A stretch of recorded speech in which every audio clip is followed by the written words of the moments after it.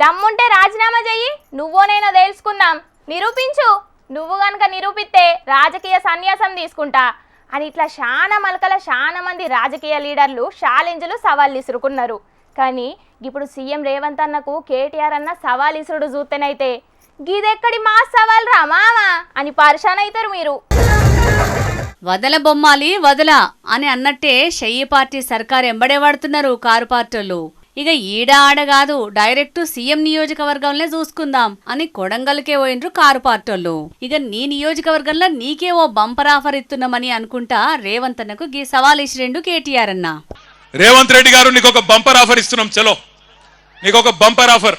నువ్వు అంటున్నావు కదా నేను కుల గణన చేసిన బీసీలందరూ సంతోషంగా ఉండ్రు, నేను రైతు బంద్ వేసిన రైతులందరూ సంతోషంగా ఉండ్రు, రైతు కూలీలకు పైసలు వేసిన వాళ్ళు సంతోషంగా ఉన్నారు, అందరు ఇండ్లకు కాయిదాలు ఇచ్చిన పేదోళ్ళందరూ సంతోషంగా ఉన్నారు అంటున్నావు కదా. దమ్ముంటే రేవంత్ రెడ్డి కొడంగల్ ఎమ్మెల్యే పదవికి రాజీనామా చేసి మళ్ళీ ఇక్కడికి రా, ఎవరు గెలుస్తారో చూద్దాం. మా పట్నం నరేందర్ రెడ్డి నామినేషన్ వేసి ఇంట్లో కూర్చుంటాడు, బయటికి కూడా రాడు. మేము జిల్లా నాయకులం కొంతమందిని తిరుగుతాం. గెలుచుడు కాదు నేను చెప్పేది, 50,000కు ఒక్క ఓటు తక్కువ వచ్చినా నేను రాజకీయ సన్యాసం చేసి మళ్ళా రాజకీయంలో కూడా ఉండా.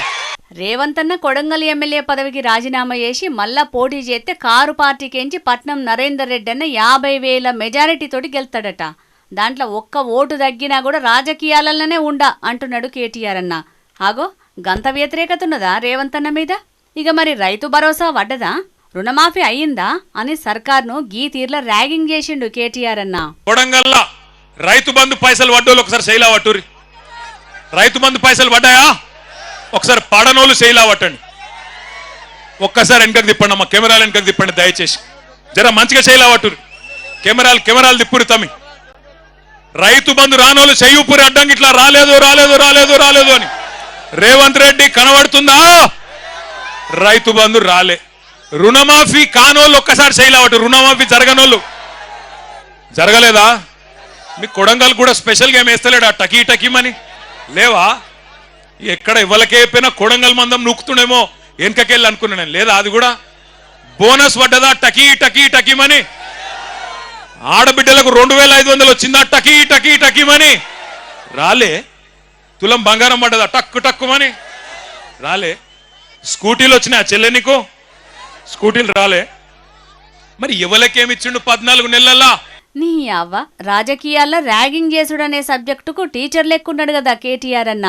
ఎవ్వలకు చేసినా చేయకపోయినా కొడంగల్లోళ్ళ కన్నా చేస్తాడనుకున్నా గాని మీకు కూడా చేస్తలేడా అని అనుకుంటా రేవంత్ అన్న మీద కారెడ్డమాడిండు షెయ్యి పార్టీల హామీల ముచ్చట తీసి. షెయ్యి పార్టీలేమో హామీలు ఇచ్చుకుంటా పోయిర్రు, కారు పార్టీలేమో వాటిని యాడ్ చేసుకుంటూ వస్తున్నారు, పువ్వు పార్టీలేమో అప్పుడప్పుడు గెస్ట్ అపియరెన్స్ ఇస్తున్నారు. నీ అవ్వ మంచిగున్నది పోర్రి తెలంగాణల రాజకీయం అని అనవట్టిరు గీ ముచ్చటెరకైన తెలంగాణ పబ్లిక్.